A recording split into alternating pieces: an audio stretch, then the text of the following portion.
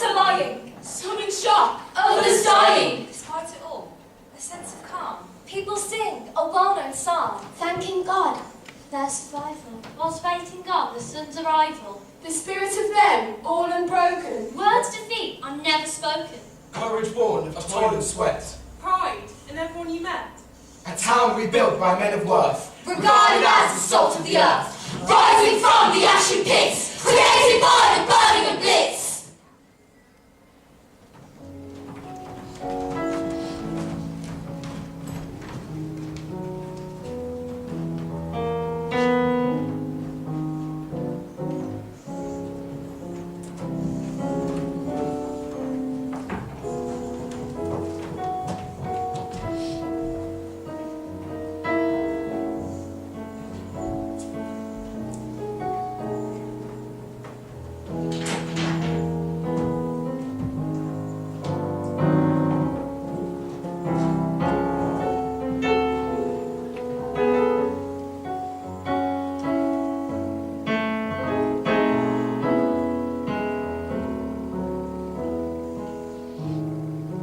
We'll meet again, don't know where, don't know when.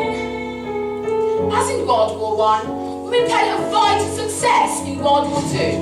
In World War I, women were called upon to help on the land. Women Land Army, WLA, was reformed in July 1939. Their work was vital as so many men were being called up onto the military.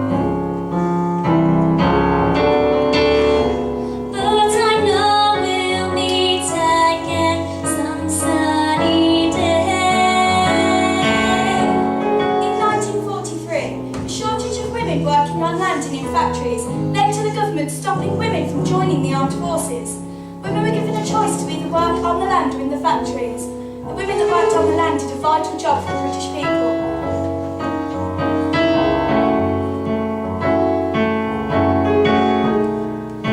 Keep smiling through, just like you always do. So women decided they would work in factories, working in all manner of production, ranging from ammunition to uniforms to aeroplanes. The hours they worked were long, and some women had to move to where the factories were.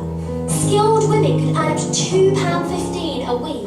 To them this must have seemed like a lot, but to men working the same hours were paid more.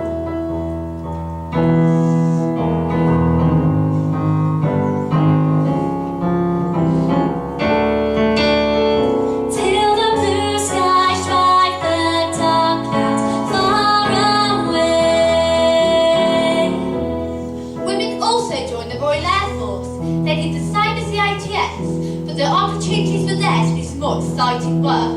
Some worked on Spitfires, and others were using the new radar stations used to track down incoming enemy bomber formations. However, women were not allowed to train to be pilots of warplanes.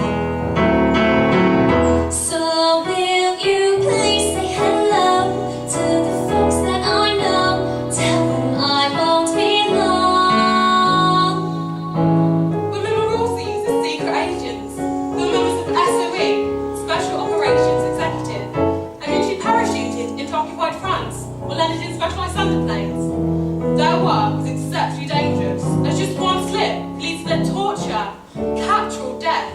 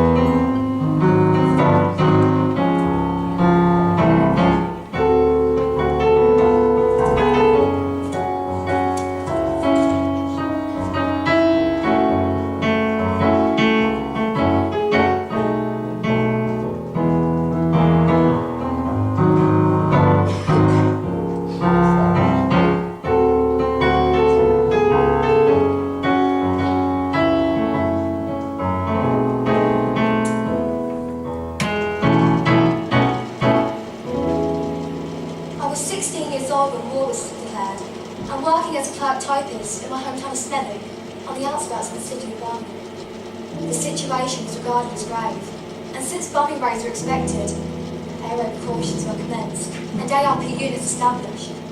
These consisted of first aid and rescue services based at ambulance stations, which often consisted of commanding commercial garages. In 1941, I applied to a newly built hospital on the outskirts of Birmingham and was accepted for a 4-year training as a nurse. It was a voluntary hospital, or teaching hospital, adjacent to the University of Birmingham and its medical school, and was rated at the time as the most modern hospital in the UK. As air raids and military campaigns intensified, our nursing duties and experiences expanded.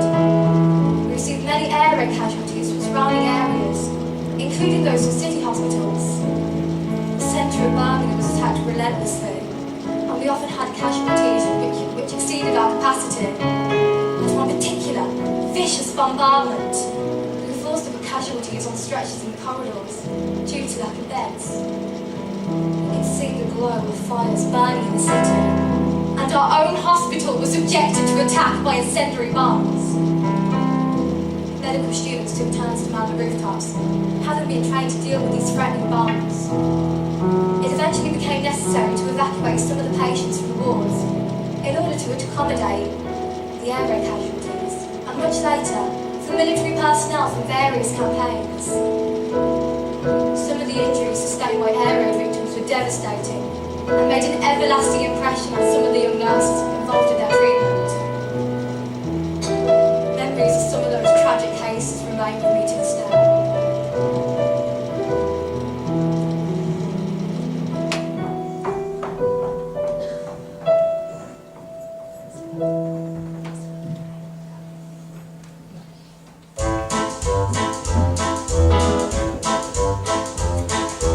When it comes to things that matter, leave it to the ladies.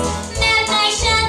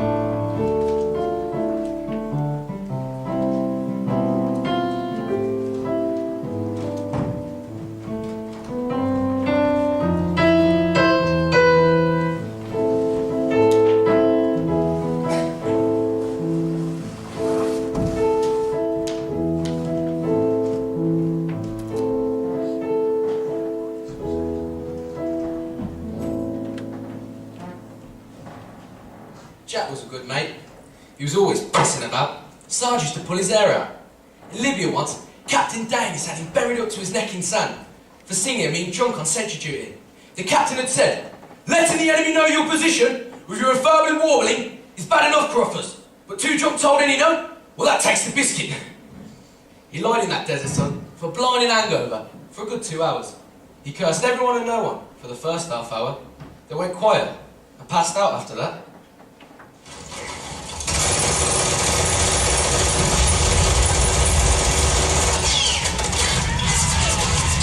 On the first day in Italy, we landed on that bloody beach.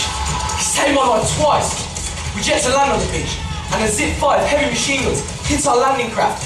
The sea around us boomed from the Brits' heavy guns. Cordite and sea salt filled my nostrils, and I was already standing in 6 inches of water, blood and vomit. I stepped off that metal bathtub and sank, my kid dragging me down. I could see the bullets hitting the water like malevolent silver fish. Jack's great big paw grabbed my rucksack and dragged me to where my thrashing feet hit the sand. I could stand, my rifle at the bottom of the seabed. My car keys feeling so heavy, felt so unfair. I really remember that. Shell fire, machine gun fire, orders barked and barely heard from hellfire. We must run to the first part of the dip, just below the first lines of the barbed wire. We can't get any further than that. Still, we lie there flat on the sand. Some of us be our fallen comrades. I don't know how long I lie there. I recognise a few faces from my unit. Stanton down, it's just ahead. Jack is about 5 yards to my left. Dead Tommy to my right. Just been cut over by shrapnel. A distant drone becomes a shrieking fury of the Spitfire planes. It's our boys up there. They lift us, give us much needed courage and hope. We lifted our face from the sand and leg it. I make 20 yards before I feel something underfoot. We anticipate the tiniest of clicks. How can I possibly hear anything in this thunderous din? I stop and crouch and get a mouthful of black acrid smoke. I fucking stepped on a mine! I take my foot off the detonator and at best I lose a couple of limbs. I can't move or think. My chest is so tight with anxiety. I've got to move, got to move. I can't fucking move! This is it. I look up at the grey sky. I remember thinking, I'd like to look at the clouds some more. Jack is next to me. What you do, mate? Come on, move, you daft fucker. I fucking stepped on a mine. I'm fucked. Don't move, Roy. Duck and pray. Half bent, ordnance fizzing past. Jack shuffles away. I see him lie down from atomic, not from our unit. After 5 minutes of animated conversation, the 2 soldiers shuffle towards my position. The other soldier is a sapper. I see his regimental insignia on his sleeve. In all this mess, Jack managed to find someone who can help me. The sapper goes to work. I know how good they are. I'm just worried I'll be taken out any second. We're not. We eventually take the beach ahead of us. Shelling continues in the distance. All I want to do is smoke and drink some water. The war continues for us tomorrow.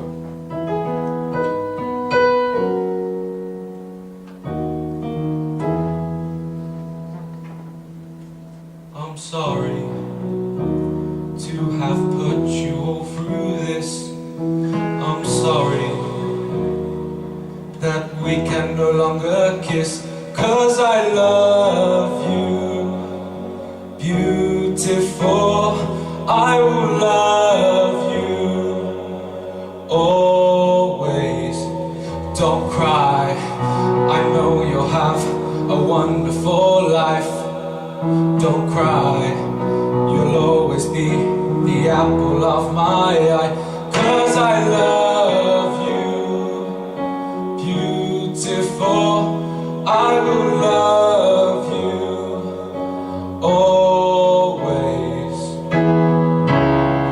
I'll see you again.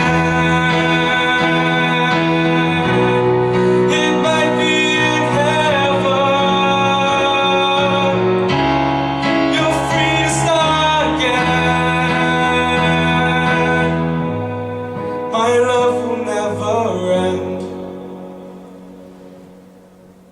I'm sorry to my family and my friends. I thought I'd leave you with a few words again, 'cause I love you, beautiful. I will love you always, 'cause I love you, beautiful.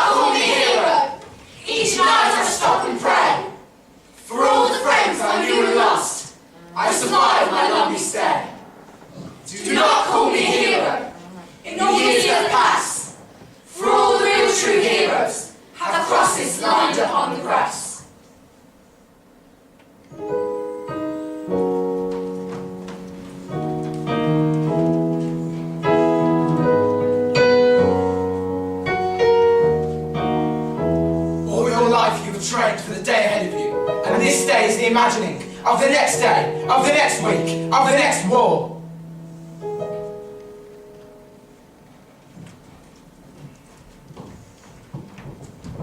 During the Birmingham Blitz, children were evacuated to allow them to be as safe as possible and to avoid them any harm. Whilst waiting at the train station, children had labels attached to them, as though they were parcels. They stood at the railway stations, not knowing where they were going, nor if they'd be split up from the brothers and sisters who had gathered with them, waiting to be evacuated.